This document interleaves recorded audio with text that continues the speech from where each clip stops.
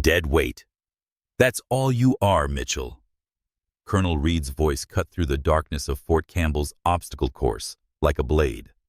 The towering commander stood with his arms crossed, watching as Harper Mitchell struggled halfway up the rope climb, her left arm trembling violently.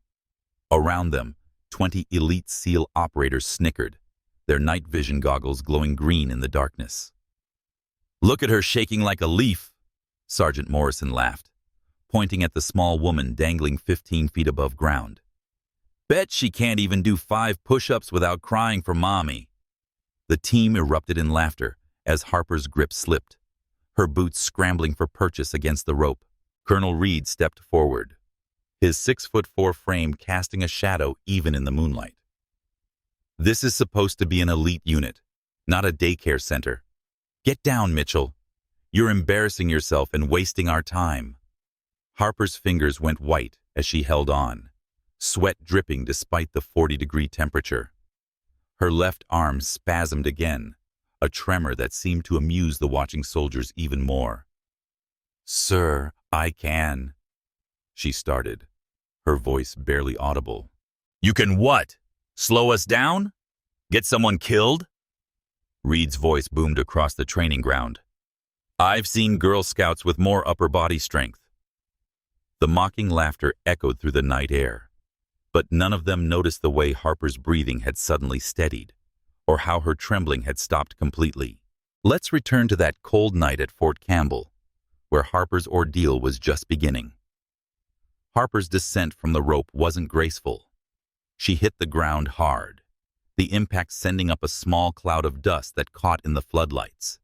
The thud of her landing only amplified the laughter from the assembled SEALs.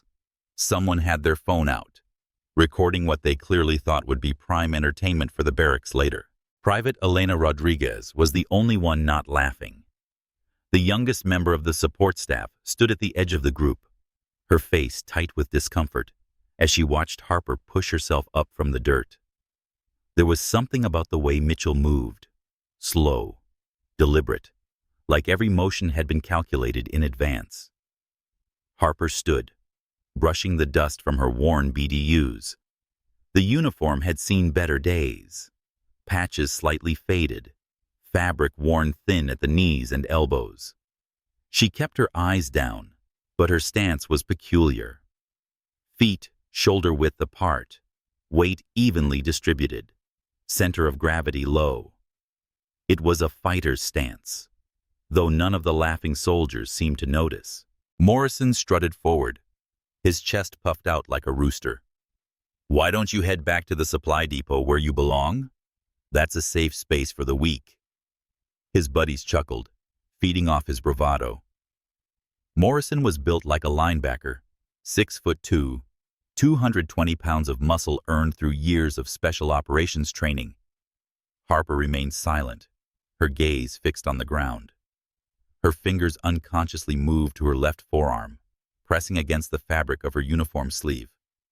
It was a small gesture, easily missed, but Elena caught it, the way Harper's jaw tightened slightly, as if fighting back pain.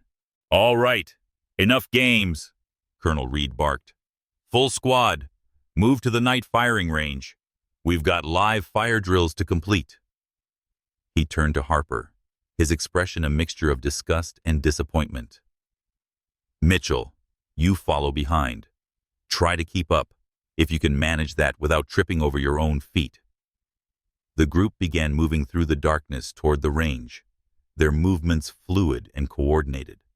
These were elite warriors, each one hand-picked for their exceptional abilities. They moved like shadows, barely making a sound despite their heavy gear. Harper followed at a distance, her gait slightly uneven, favoring her right side. Lance Corporal Torres, a wiry man with sharp features, fell back from the main group. He blocked Harper's path, forcing her to stop. "Hey, dead weight," he sneered. "You've already made us 10 minutes late with your pathetic rope performance. Maybe you should just quit now. Save us all the trouble." Harper looked at her watch, an old military timepiece with a cracked face and worn leather band, the kind of watch that had stories to tell. She noted the time, but said nothing, simply stepping around Torres to continue following the group. Elena quickened her pace to walk beside Harper. "Don't let them get to you," she whispered. "It's fine," Harper replied quietly, her voice barely above a murmur. Her hand moved to adjust the magazine pouches on her tactical vest, arranging them with practiced precision. The way she organized them, primary magazines angled just so, readily accessible with either hand, was textbook special operations setup. But in the darkness, with everyone focused on mocking her, no one noticed. Master Chief Williams, the senior NCO overseeing the training, hung back from the main group. His weathered face remained impassive, but his eyes tracked Harper's movements with unusual interest. He'd seen thousands of soldiers over his 25-year career, and something about Mitchell's movement patterns didn't match her file. The way she automatically checked corners, how her head swiveled to scan for threats, even in the safety of the base. These were ingrained behaviors, not learned responses. The SEAL team continued their banter as they moved through the corridors between training buildings. "I heard she couldn't even qualify on the M9 last month," one of them laughed. "Had to get special permission to retake. Probably closed her eyes when she pulled the trigger," another added, like a scared little girl at her first day at the range. Morrison glanced back at Harper with a predatory grin. "Hey, Reed, I'll put $500 on the table. Says she can't hit a single target tonight." Colonel Reed's laugh was harsh. "I'll raise you to 1,000. And here's the deal. If Mitchell can't hit at least 3 out of 5 at 400 meters, she's gone tonight. No appeals, no second chances." He raised his voice so Harper could hear clearly. "You hearing this, Mitchell? This is your one shot to prove you belong here. Fail, and you can pack your bags." Harper adjusted the medical wrap around her left wrist. The advanced compression technology, originally developed for NASA astronauts, was now standard issue for chronic nerve injuries. The prescription nerve medication she'd taken before training cost 12 times more than regular painkillers, but it was the only thing that kept the tremors manageable enough for basic tasks. Without it, the damaged nerves from the shrapnel wound would make her arm completely useless. They reached the night firing range, a sprawling complex designed to test marksmanship under the most challenging conditions. Automated target systems stretched out into the darkness, barely visible even with the scattered range lights. The 400-meter targets were just silhouettes against the tree line, demanding exceptional skill to hit consistently. The SEALs gathered around, placing bets and making predictions about Harper's inevitable failure. Money changed hands as side wagers sprouted up. "I say she doesn't even get the rifle shouldered properly." Jackson laughed, slapping a 50 on the ammunition crate they were using as a betting table. "Mitchell, you're up," Reed commanded, gesturing to the firing line. 5 rounds, 400 meters. Standard qualification targets. 3 hits, or you're out. Clock starts when you take position. Harper moved to the weapons rack, selecting an M4 carbine. Her fingers swept over the rifle in a quick inspection, checking the chamber, testing the trigger pull, examining the sight alignment. The movements were smooth, automatic, completed in seconds. Morrison noticed and scoffed. "Look at her pretending she knows what she's doing. Probably saw it in a movie." Elena stood to one side, her hands clenched into fists. She'd only known Harper for a few months since she'd been assigned to the supply unit, but something about this whole situation felt wrong. The quiet woman who efficiently managed their equipment, who always ensured every soldier got exactly what they needed, who stayed late to double-check inventory. She didn't deserve this humiliation. Harper assumed a prone shooting position, but her left arm shook visibly as she tried to support the rifle. The tremor was pronounced, causing the barrel to waver slightly. Morrison couldn't contain his glee. "Look at that! She's so scared she can't even hold it steady." 2 minutes, Mitchell," Reed announced, checking his watch. "Make them count." Harper squeezed off her first shot. The crack of the rifle split the night air, followed immediately by the spotter calling out, "Miss! 2 meters right of target." The celebration was immediate. SEALs high-fived each other, already counting their winnings. Reed shook his head in disgust. 4 rounds left, Mitchell. Stop wasting our ammunition. Harper shifted slightly, and then, with deliberate slowness, she rolled up her left sleeve to the elbow. The movement was casual, as if simply trying to get better flexibility in her arm.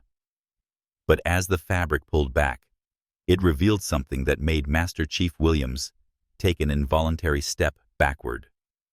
There, etched into her forearm in fading black ink, was a tattoo. A coiled viper wrapped around the number 17 with a shattered skull beneath. The Ghost Unit 17 emblem. But even more striking was the massive shrapnel scar that ran the length of her forearm, pink and puckered, a testament to a catastrophic injury. The kind of scar earned in close combat, when body armor couldn't protect you from the blast that came from the wrong angle. William's sharp intake of breath caught Reed's attention, but the colonel was still facing away, addressing his men. "See, this is exactly why women don't belong in combat units. They simply don't have what it takes to—" The second shot rang out. "Hit! Center mass!" the spotter called, his voice suddenly uncertain. The laughter died instantly. Morrison's mouth hung open as Harper adjusted her position minutely. She rolled her left shoulder in a specific pattern, the practiced movement of someone who had undergone extensive physical therapy, someone who had learned to work around permanent damage. Third shot. Hit. Center mass. Same hole. Now the silence was deafening. 20 elite operators stood frozen, watching as the woman they dismissed as worthless demonstrated marksmanship that most of them couldn't match on their best day. Elena whispered a prayer under her breath. Williams moved closer to Reed, his voice urgent but low. "Sir, you need to look at her arm. Now." Reed turned, irritated at the interruption. "What are you talking about?" The words died in his throat as his eyes found Harper's exposed forearm. The blood drained from his face so quickly that for a moment Williams thought the colonel might pass out. "No," Reed breathed. "It can't be. That's impossible." Harper remained focused on her target, oblivious to the drama unfolding behind her. Or perhaps she simply didn't care. The fourth shot split the night. "Hit. 3 rounds. Damn near the same hole. Jesus Christ," the spotter muttered. Morrison stepped forward, his earlier bravado crumbling. "What's happening? What's that tattoo mean?" Williams answered, his voice carrying the weight of remembered horror. "Ghost Unit 17, Black Ops team that officially never existed. Deployed to Kandahar Province for Operation Hellfire. August 15th, 2019. Entire unit was listed KIA after a massive ambush. 12 operators dead. No survivors reported." He paused, swallowing hard. "But that's—" Jackson started, then stopped, staring at Harper's scarred arm. "If there were no survivors, then how?" "Because one did survive," Williams continued. "The only one. Call sign Phantom. Real name classified above our clearance level. Pulled 6 men from the kill zone while taking heavy fire. Lost most of the nerve function in her left arm doing it." Reed's legs seemed to buckle slightly. He gripped the table for support, his knuckles white. A memory was flooding back. The acrid smell of burning fuel, the weight of debris pinning him in the Humvee, the certainty of death, and then hands, small but impossibly strong, dragging him free as bullets cracked overhead. A voice, calm despite the chaos. "Phantom Actual, I've got you. Just hold on." Harper lined up her final shot. Without any apparent effort, she shifted to shoot from her hip, not even using the sights. The rifle barked one last time. "Hit! 5 for 5 within a 2-inch group at 400 meters with a damaged arm. Holy! The spotter's professional detachment had completely evaporated. Watching Colonel Reed's face drain of color as he stared at that tattoo, you can feel the weight of a secret about to explode. What would you do if you realized you'd been mocking the person who saved your life? Drop your thoughts in the comments below. Your perspective matters as much as this moment matters to Harper. Now, watch what happens next. Harper stood slowly, rolling her sleeve back down to cover both the tattoo and the scar. She safetied the rifle and prepared to return it to the rack, moving with the same quiet efficiency she'd shown throughout the ordeal. But Reed's voice, when it came, was nothing like the commanding bark from minutes before. It was broken, raw with sudden realization. Phantom! The word came out as barely more than a whisper, then louder. Your phantom! Harper paused, but didn't turn around. The SEALs stood in stunned confusion, looking between their colonel and the supply clerk they'd spent months tormenting. Morrison's face had gone pale, the reality beginning to sink in. Sir, Jackson ventured. What's going on? Reed took a step forward, his legs unsteady. August 15th, convoy got hit hard. IEDs followed by RPGs and small arms from elevated positions. Perfect ambush. My Humvee took a direct hit. His voice grew thick with emotion. I was trapped. Fire spreading. Could smell the fuel. Knew I had seconds before the whole thing went up. Williams picked up the story. 6 men were pulled from that kill zone under continuous fire by one operator who refused to leave anyone behind. He gestured to Harper's covered arm. The shrapnel that caused that scar came from a secondary explosion. She was dragging the 3rd man to safety when an RPG hit close. Could have killed her. Should have killed her. Instead, she kept going. Saved 3 more lives with her arm hanging useless. During the tense standoff, the tactical spotting scope mounted beside the range displayed Harper's shots with military-grade precision imaging technology. The advanced optics system, originally designed for counter-sniper operations in Afghanistan, could track bullet trajectories in real time and calculate impact points within millimeter accuracy. Several soldiers pulled out their encrypted smartphones with battlefield communication apps to record what they were witnessing, knowing the specialized software would verify the authenticity of the footage. But Ghost Unit 17 was wiped out, Torres protested. Everyone knows that. It's taught as a case study in ambush tactics. Everyone died except one, Reed said, his voice stronger now. The medic said she lost half her blood volume, said if she'd waited 2 more minutes for medevac, she'd have died from blood loss. But she didn't wait. She stayed in the kill zone until every living soldier was clear. Harper finally turned, her face impassive. Permission to return to quarters, sir? Permission? Reed started, then stopped. He straightened to his full height and did something that made every warrior present freeze in shock. Colonel James Reed, commanding officer of Fort Campbell's Special Operations Training Unit, dropped to one knee, his eyes glistening with unshed tears as he looked up at the woman he'd spent months humiliating.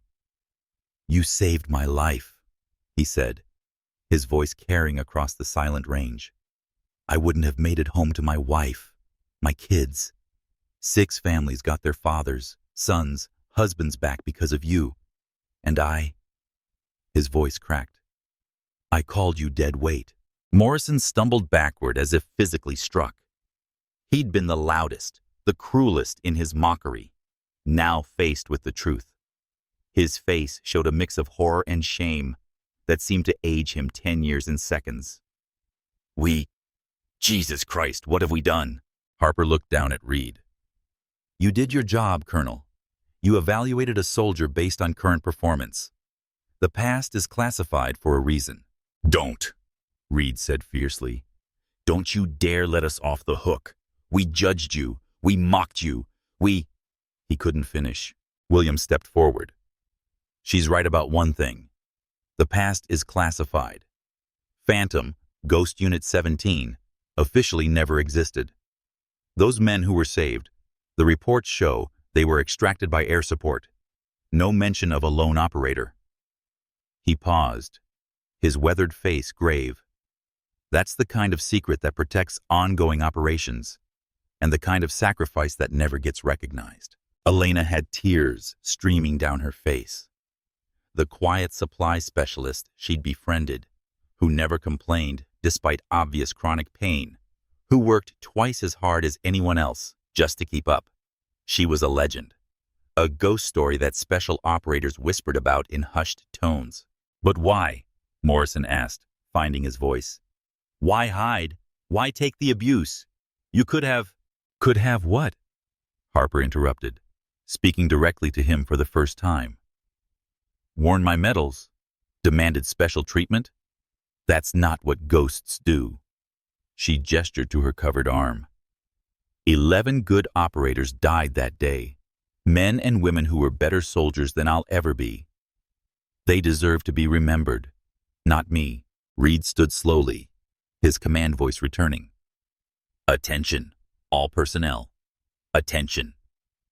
The SEALs snapped to attention instantly, training overriding their shock. Even Williams straightened, decades of muscle memory kicking in. Present arms, Reed commanded. Specialist Mitchell, you will receive the honor you deserve. 20 elite warriors raised their hands in perfect salute. The sound of their movement was sharp in the night air. Harper took a step back, shaking her head. Colonel, this isn't necessary. Silence, Reed roared. This is a direct order. You will stand there and accept the respect of every warrior on this range. The salute held. Other soldiers from nearby training areas, drawn by the commotion, began gathering. Word spread like wildfire through the tactical radios. Phantom is here. The ghost is real. She's at the range. A young corporal from Delta Company arrived, breathless. Sir, is it true? Is she really? Williams nodded gravely. Specialist Harper Mitchell, also known as Phantom, the only survivor of Ghost Unit 17. The crowd grew. Soldiers who should have been at other duties, drawn by the impossible news. Rangers, Green Berets, support personnel. They all came, and as they understood what they were witnessing, each one straightened and saluted. Harper stood rigid, her face a mask of conflicting emotions.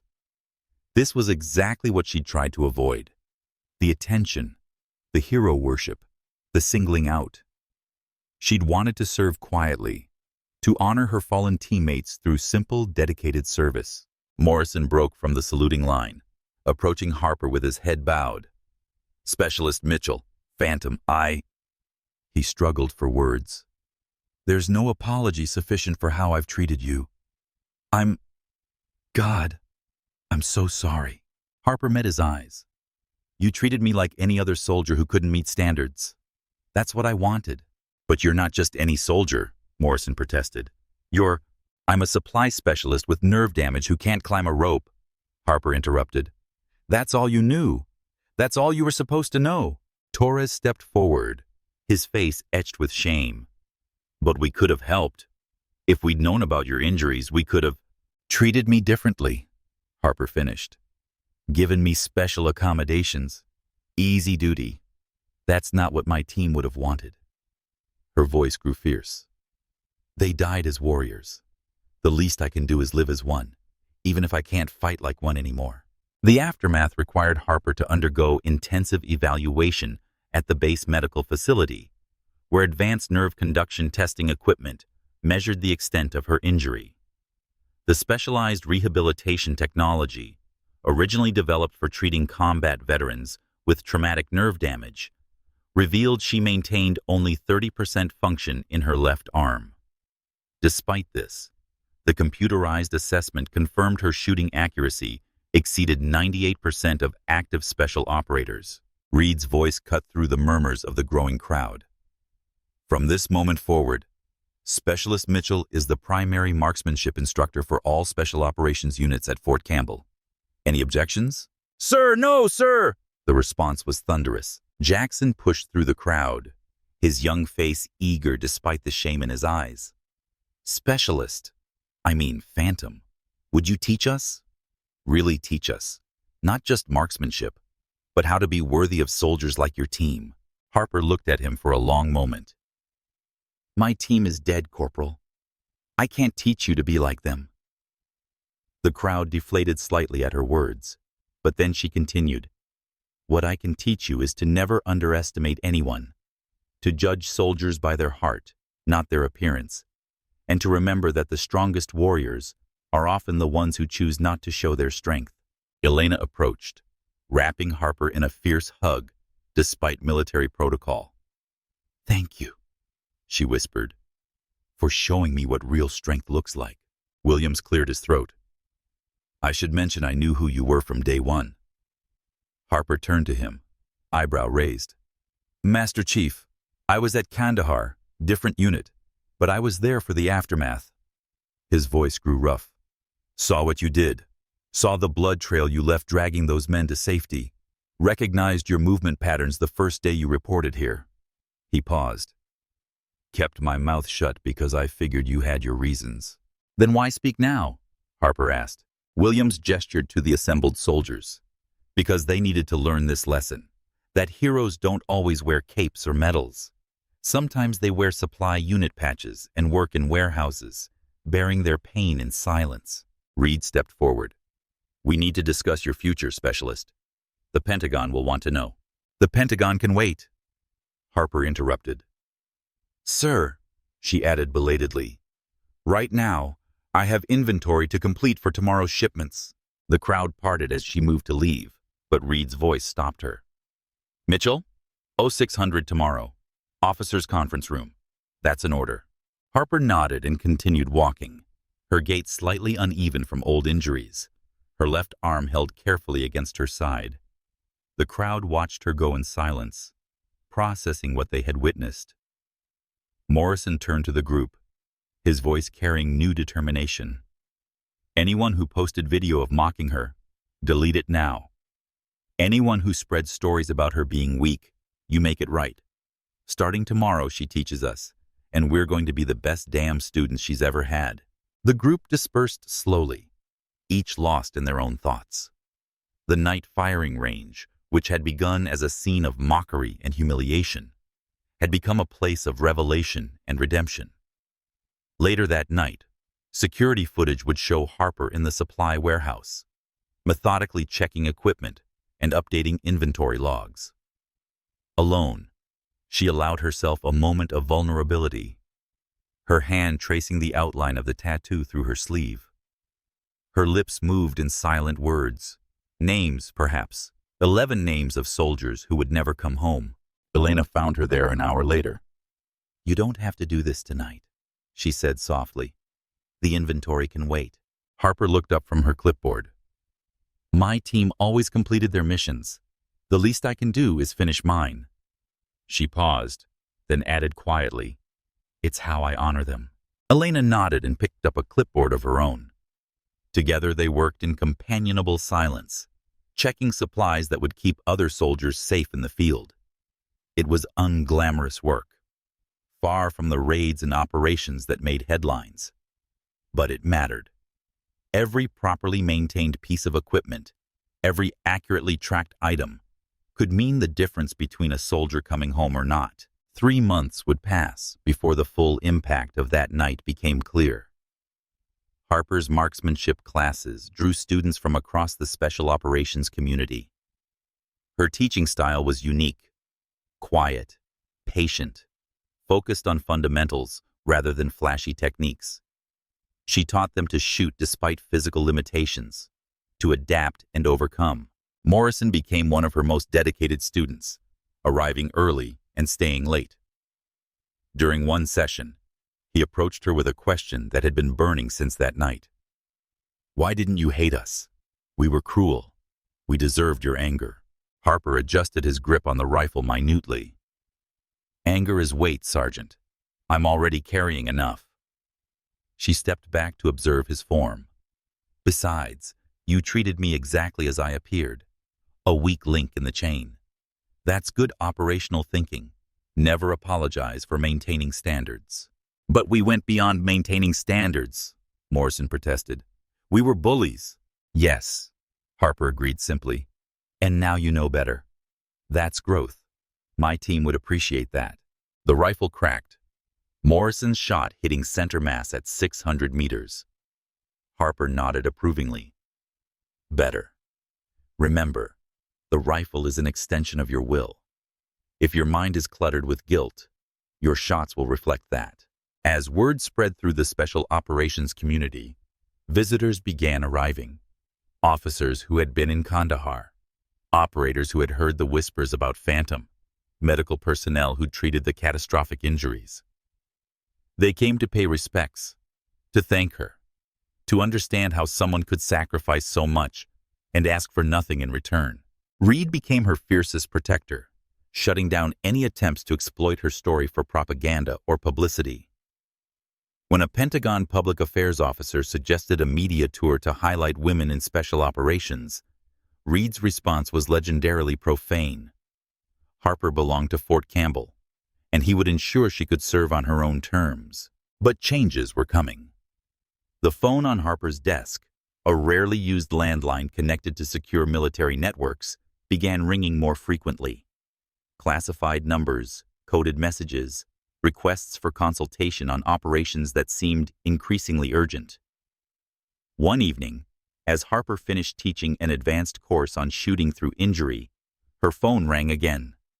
She looked at the caller ID, blocked, but with a prefix that indicated the highest levels of military command. The voice on the other end was digitally altered, but carried unmistakable authority. Phantom, we have a situation. Your country needs you. Harper glanced at her students, still practicing the techniques she'd taught them. Good soldiers, all dedicated to their craft and their comrades. She thought of her team, 11 ghosts, who lived on only in her memory and in the lives of the men they had died protecting. I'll call you back, she said, ending the connection. Morrison looked up from his rifle. Everything okay, Specialist?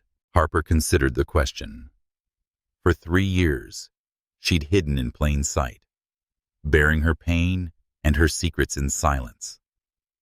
She'd been mocked, dismissed, humiliated by those who didn't know better. But she'd also found purpose in teaching, in ensuring that the next generation of warriors would be better prepared, more aware, more compassionate. Everything's fine, Sergeant, she replied. Now show me that grouping again. Your breathing is still off by half a second. As Morrison resumed his position, Harper touched her left arm absently. The nerve damage was permanent. No amount of advanced medical technology could restore full function. But she'd learned to adapt, to overcome, to find strength in what remained, rather than mourn what was lost. The phone rang again. This time, she didn't answer immediately. Instead, she watched her students. Morrison, with his newfound humility.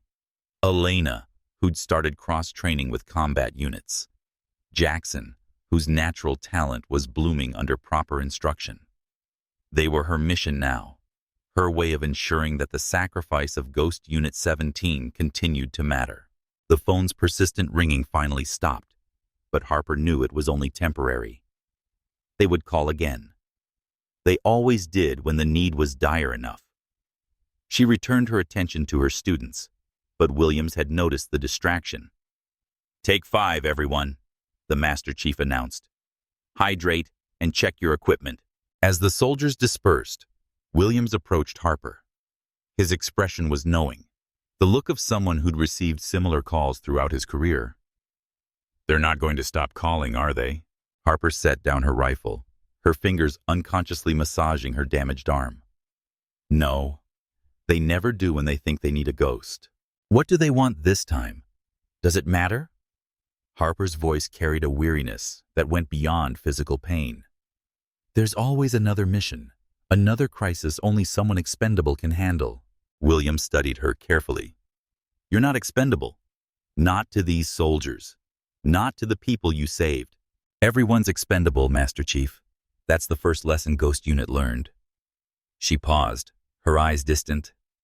The only question is whether you make it count. Before Williams could respond, Colonel Reed entered the range, his face grim.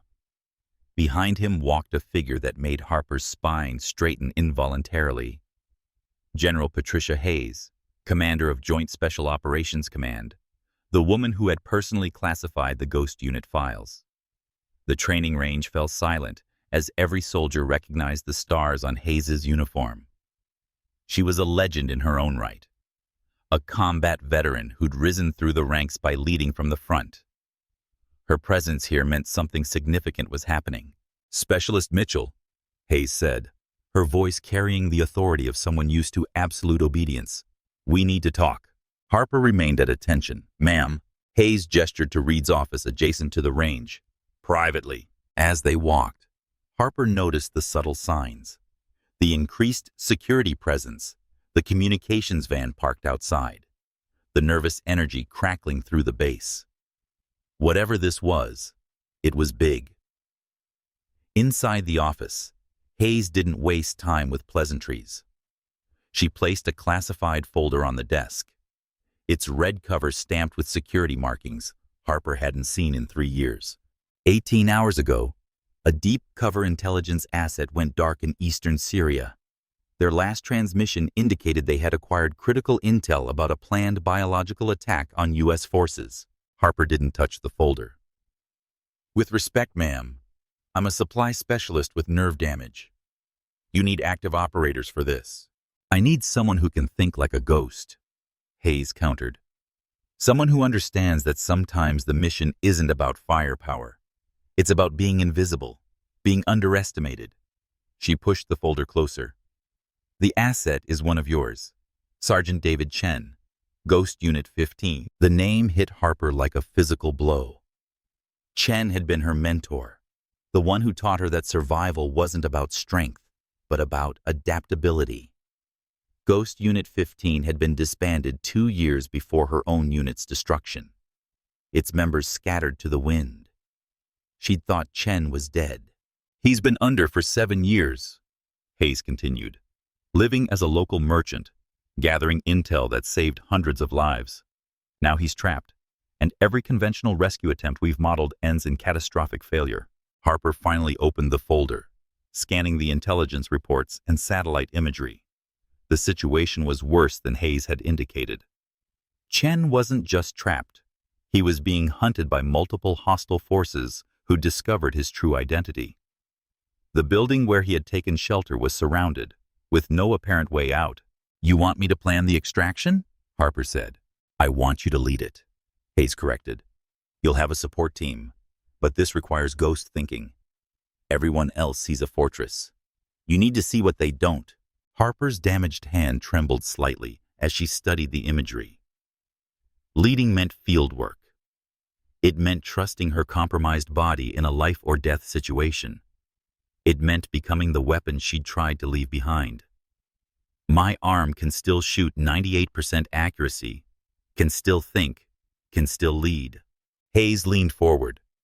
"I'm not asking you to be the soldier you were. I'm asking you to be the ghost you became." Reed, who'd remained silent until now, spoke up. "Harper, no one would blame you for saying no. You've given enough, more than enough." Harper looked at the satellite image again. In her mind, she saw not just the tactical situation, but Chen himself, a good soldier, a quiet hero who'd spent 7 years in hostile territory to protect his country. The same kind of dedication her ghost unit had embodied. "Who's my team?" she asked. Hayes smiled grimly. "Volunteers from the soldiers you've been training. They requested the assignment when they heard it involved you." Through the office window, Harper could see Morrison, Elena, Jackson, and Torres gearing up with quiet efficiency. They'd already known. They'd already chosen to follow her into danger. "They're not ghosts," Harper said. "No," Hayes agreed. "But they've been trained by one. That might be enough." Harper closed the folder. "When do we leave?" "Wheels up in 2 hours. You'll have a 12-hour flight to finalize your plan." Hayes stood. "One more thing. This mission is completely black. If it goes wrong, we never heard of you. Just like old times, Harper murmured. As Hayes left, Reed placed a hand on Harper's shoulder. You don't have to do this. You've already proven everything 100 times over. Harper thought of Chen, alone in hostile territory, counting on help that might never come. She thought of her 11 teammates who'd never had the chance to grow old, to find peace, to choose a different path. Yes, she said quietly, I do. The next 2 hours passed in a blur of preparation. Harper's team gathered in the briefing room, their faces set with determination. They had all volunteered without hesitation, knowing the risks, trusting in her leadership despite everything that had happened between them. Morrison spoke for the group. Just tell us what you need, Specialist. We're with you. Harper studied each face. These weren't the same soldiers who had mocked her months ago. They had learned, grown, become something better. Maybe that was enough. First lesson of ghost operations, she began, her voice taking on the quiet authority of hard-won experience. We don't fight the enemy's war. We don't match strength with strength. We use their expectations against them. She pulled up the satellite imagery. They expect a military rescue, helicopters, explosions, a show of force. So, we give them the opposite. Her finger traced a route through the city that seemed to lead nowhere near Chen's position.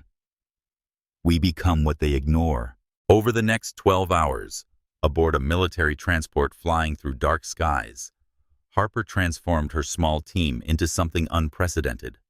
Not ghosts. They didn't have the years of training for that, but something else. Shadow walkers, who could move through the spaces between attention. Elena, with her medical training, became their cover story, a humanitarian aid worker. Morrison and Jackson posed as her security detail, their weapons hidden beneath local clothing. Torres would handle electronic surveillance and communications, and Harper would be what she had always been best at being, invisible. The plan was audacious in its simplicity. While U.S. forces conducted a very visible reconnaissance operation 20 miles away, drawing attention and reinforcements, Harper's team would enter the city as aid workers responding to a cholera outbreak.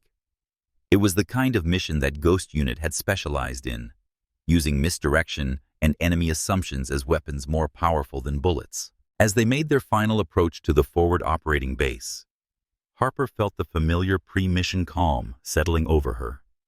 Her arm still hurt, still trembled, but that was just another factor to account for, like wind speed or visibility. Remember, she told her team as they prepared to board the civilian vehicles that would take them into the city. We're not heroes. We're not soldiers. We're nobody. And nobody is exactly what they won't see coming. The mission unfolded like a deadly dance. While news reports focused on the U.S. military movements to the south, Harper's team slipped through checkpoints with forged papers and practiced lies. Elena played her role perfectly, her genuine medical knowledge lending credibility to their cover story. They reached Chen's location as dawn broke, the building surrounded by hostile forces, just as the intelligence had indicated. But Harper saw what others had missed. The old sewer tunnels that connected to the building's basement, forgotten on modern maps but visible in pre-war city planning documents she'd studied on the flight. This is insane, Torres whispered as they prepared to enter the tunnels. No backup, no extraction plan if this goes wrong. Welcome to Ghost Operations, Harper replied. The only extraction plan is success. They moved through darkness and filth, Harper leading despite her physical limitations. Her team followed without question, trusting in the quiet woman who had spent months teaching them that strength came in many forms. They found Chen in a sub-basement, wounded but alive. His eyes widened in recognition when he saw Harper. Phantom, they told me you were dead. Ghosts usually are, she replied, already assessing his injuries. Can you move? Slowly, but there are 20 hostiles upstairs and more outside. Harper smiled, the expression sharp and dangerous. Good. They're all looking the wrong way. The extraction should have been impossible. By every conventional metric, they were outnumbered, outgunned, and trapped. But Harper had learned long ago that conventional metrics didn't apply to ghosts. They moved through the tunnels, then up through a different building, always staying in the spaces where attention wasn't focused. When they finally reached the extraction point, a medical convoy heading to the Turkish border, Chen gripped Harper's hand. "Thank you. I thought I'd die alone there." "No ghost dies alone," Harper said quietly, "not while others remember." The flight back to Fort Campbell was subdued, each team member processing what they had experienced. They had completed an impossible mission without firing a shot, without losing a single person. They'd become, if only briefly, something more than soldiers. Morrison finally broke the silence. "Is it always like that? The fear, the uncertainty, but also the clarity?" Harper nodded. "Every time. The day it stops feeling that way is the day you stop being effective." Elena was checking Chen's wounds, her hands steady despite the adrenaline crash. "I understand now why you hide, why you chose supply duty. After something like this, how do you just go back to normal?" "You don't," Harper admitted. "You carry it with you, but you learn to function anyway. You find new purpose." They landed at Fort Campbell in the early morning, the base still quiet. General Hayes was waiting along with a medical team for Chen. She nodded to Harper, the only acknowledgement of the mission's success that would ever be officially recorded. As Harper's team dispersed, each lost in their own thoughts, Hayes pulled her aside. "Outstanding work. Exactly what I expected from Phantom."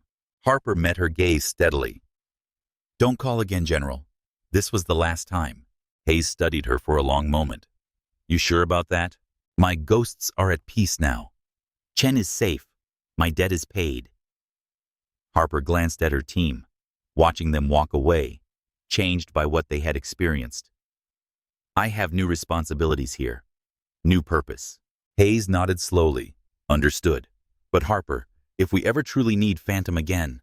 Harper didn't answer directly. Instead, she rolled up her sleeve one last time, looking at the tattoo and the scar that defined so much of her life. "Ghosts don't retire, General. They just learn to haunt different places." The weeks that followed saw Harper return to her dual role, supply specialist and marksmanship instructor. But something had changed. The soldiers she taught carried themselves differently, understood something deeper about service and sacrifice. Morrison, Elena, Jackson, and Torres became instructors themselves, passing on lessons learned in darkness and silence. One evening, as Harper finished inventory in the supply warehouse, she found a package on her desk. No return address, but she recognized the handwriting. Inside was a photograph. Chen with his family, safe in witness protection, finally free to live without looking over his shoulder. The note was simple.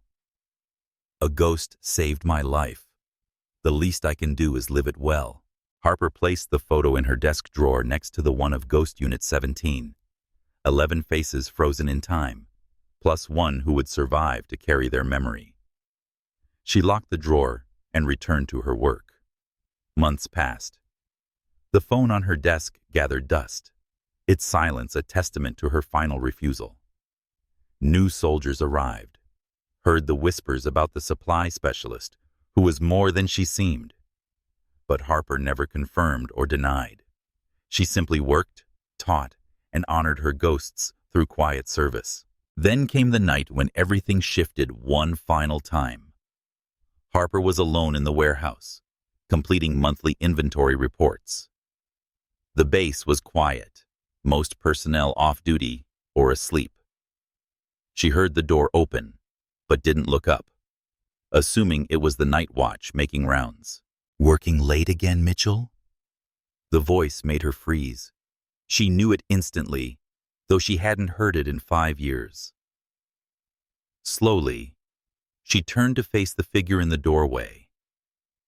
Major Ryan Cole stood there, his face scarred but unmistakable.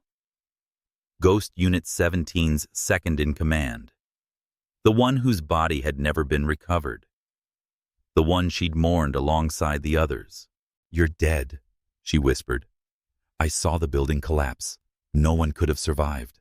Cole stepped into the light, his movements careful, controlled. "Ghosts have a way of surviving the impossible. You should know that better than anyone." He glanced at her arm. "Just like they have a way of paying prices no one else sees." Harper's mind raced. If Cole was alive, if he'd been alive all this time. "Where have you been?" "Prisoner.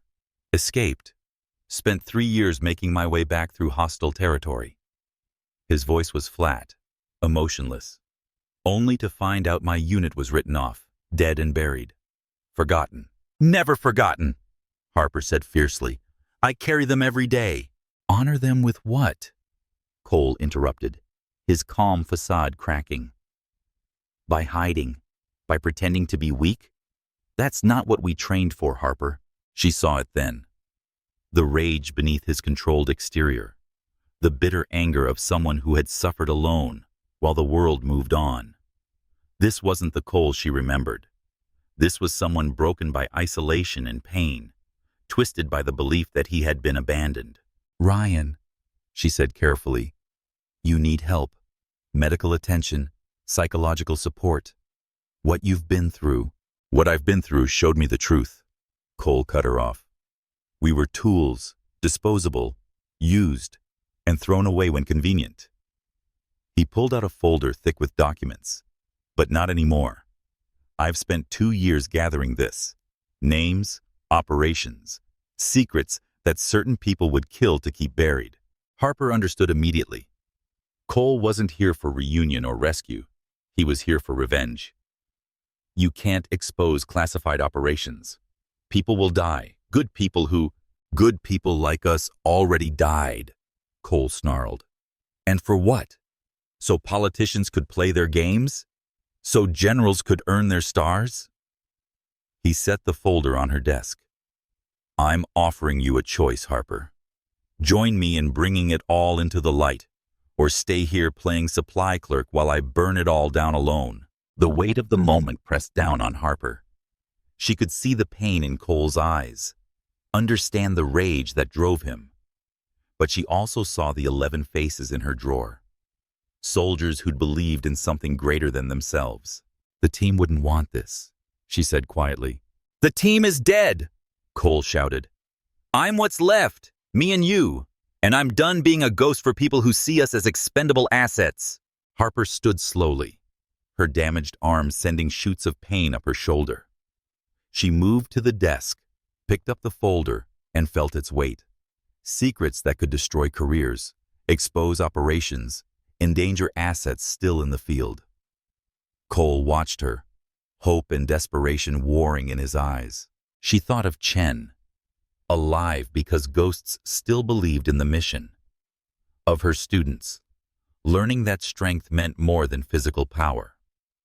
Of Reed, who'd learned to see past appearances. Of 11 ghosts who'd given everything, believing it mattered. "You're right," she said finally. "We were tools." Cole straightened, anticipation lighting his scarred features. "But we chose to be. Every mission, every sacrifice. We chose it, not for politicians or generals, but for the soldiers next to us, for the families who'd never know our names." She held out the folder to him. "Take it. Burn the world down if that's what you need. But you'll do it alone because I choose to honor our team differently." Cole stared at her, then at the folder. "You're a fool, Harper. Still believing in a system that threw you away." "No," she corrected. "I believe in the people. In Morrison, who learned humility. In Elena, who found courage. In every soldier who comes through that door looking to be better." She set the folder down between them. "That's my mission now. That's how I honor our ghosts." For a long moment, Cole stood frozen. She could see the war inside him. The operative who'd followed orders for so long fighting against the broken man who'd suffered alone.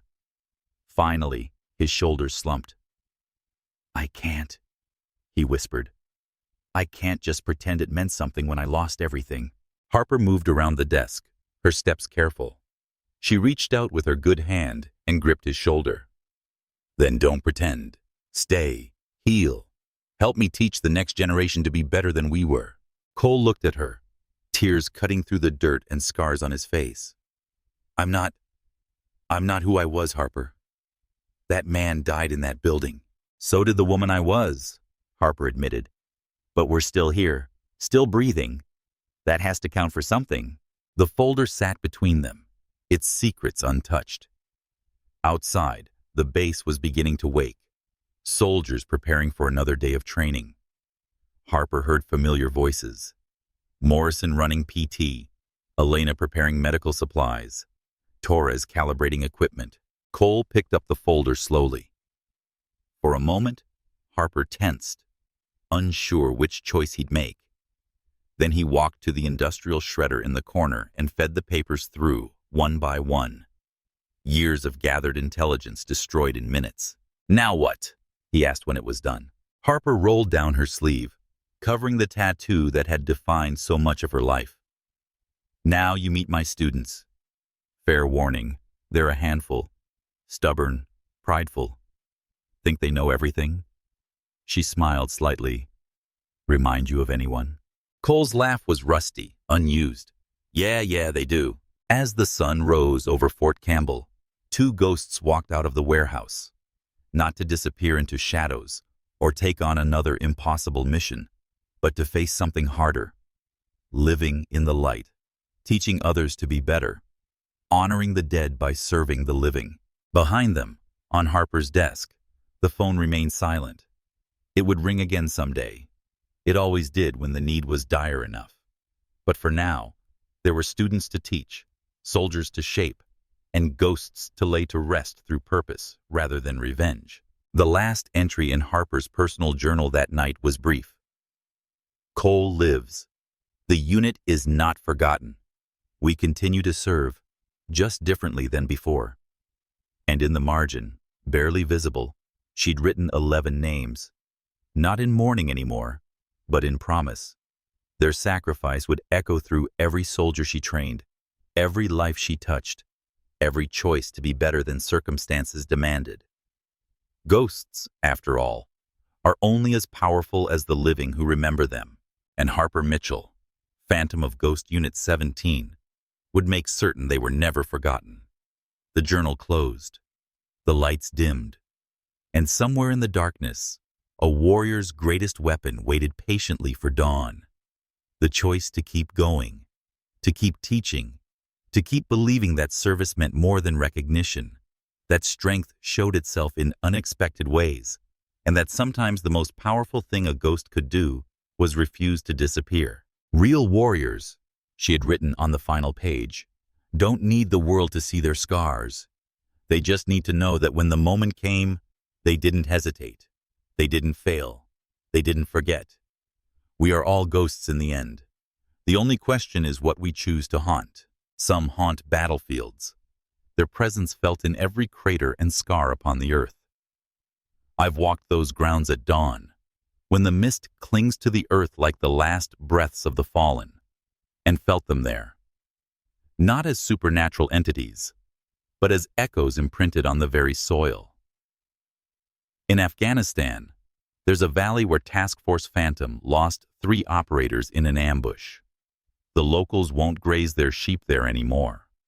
They say the ground remembers, that it whispers tactical commands in languages they don't understand. Maybe it does. Maybe every battlefield becomes a classroom where the dead continue teaching lessons written in brass casings and blood-darkened earth. These ghosts don't need sheets or chains. They manifest in the way veteran soldiers unconsciously avoid certain positions, in the extra seconds of caution taken at intersections that claimed lives, in the reverence shown to unremarkable patches of dirt that once ran red with sacrifice. Others haunt the memories of those they saved, living on in birthday parties attended, in graduations witnessed, in grandchildren born to parents who almost didn't make it home. These are the kindest ghosts, the ones who multiply rather than diminish with time. I think of specialist James Mitchell, no relation despite the name, who threw himself on a grenade in Kandahar. The 3 soldiers he saved have produced 11 children between them, 11 lives that exist because one man chose to become a ghost. At military gatherings, you can spot these living hauntings. The survivor who names their firstborn after the friend who pushed them out of a sniper's sightline. The officer who carries a laminated photo of the sergeant who died, getting him to a medevac. The civilian contractor who lights a candle every year on the anniversary of the day a soldier she never learned the name of carried her through 6 miles of hostile territory with a bullet in his spine. These ghosts don't fade with time. They grow stronger with each life they touch by proxy, each decision made by someone who lived because they died. There are ghosts who haunt systems and institutions, their influence rippling through changed policies and evolved thinking, touching lives decades after their own ended. Captain Jessica Rodriguez haunts every female recruit who doesn't have to prove she belongs anymore because Rodriguez already paid that price in blood and bureaucracy. Her ghost lives in revised training manuals, in integrated units, in the simple fact that a woman failing at pull-ups is now seen as a training issue, not proof of inherent inadequacy. Master Sergeant Carl Thompson, different Thompson, though I sometimes wonder if the universe has a quota for that name, haunts every VA hospital that now screens for traumatic brain injuries that would have been dismissed as getting your bell rung in his day. He killed himself 6 months after discharge, unable to explain the headaches, the confusion, the rage that wasn't him, but had become him. His ghost is every soldier who gets help in time, every family that doesn't have to wonder why Daddy changed when he came home. I've learned that the most powerful ghosts don't haunt through fear or regret. They haunt through inspiration, through lessons taught in quiet moments, through examples of courage that seemed ordinary at the time, but grow legendary in memory. Private First Class Elena Vasquez haunts through the notebook she kept, filled with poetry written between firefights. Her squad leader found it after she died, published it, and now her words about finding beauty in war zones inspire therapists working with combat veterans. She never knew she was a poet. She thought she was just trying to stay sane. But her ghost teaches thousands how to find light in darkness, how to create when everything around you is being destroyed. These inspirational ghosts don't rattle chains. They forge them into bridges between who we were and who we might become. Every soldier who learns to see strength in unexpected places carries our ghost forward. When Sergeant Torres now stops himself from judging a recruit by appearance, that's a haunting. When Rodriguez questions his assumptions before his certainties, that's possession of the kindest sort. Every act of humility from those who once stood proud, every moment of recognition for the overlooked. These are our hauntings. They spread like ripples from stones thrown into still water, each action creating consequences the actor might never see. A recruit treated with respect becomes an officer who changes policy. A moment of kindness in training becomes a philosophy of leadership that saves lives 20 years later. We haunt not through presence, but through absence, filled with purpose. Gaps in the world where cruelty might have been, replaced by understanding learned at terrible cost. My unit died believing their sacrifice mattered. They haunt through faith, through the unshakable belief that what we do in uniform echoes long after the uniform comes off. They're in every intelligence briefing that prevents an attack, every cultural misunderstanding that gets resolved before it becomes a crisis, every life saved by someone who learned to think beyond the obvious. Phantom Force officially never existed, but our ghosts are everywhere. In algorithms that detect threats, in diplomatic protocols that prevent wars, in the quiet professionals who learned that sometimes the greatest victory is the fight that never happens. Cole survived, believing it didn't. He haunts through doubt, through the questions that keep commanders awake at night. Did we make the right call? Was the cost worth the objective? His ghost ensures that no mission gets approved without someone asking the hard questions, that no life gets risked without triple-checking the intelligence. His survival became its own kind of death, the death of blind faith in orders, the birth of healthy skepticism that might keep the next Cole from needing to choose between conscience and command.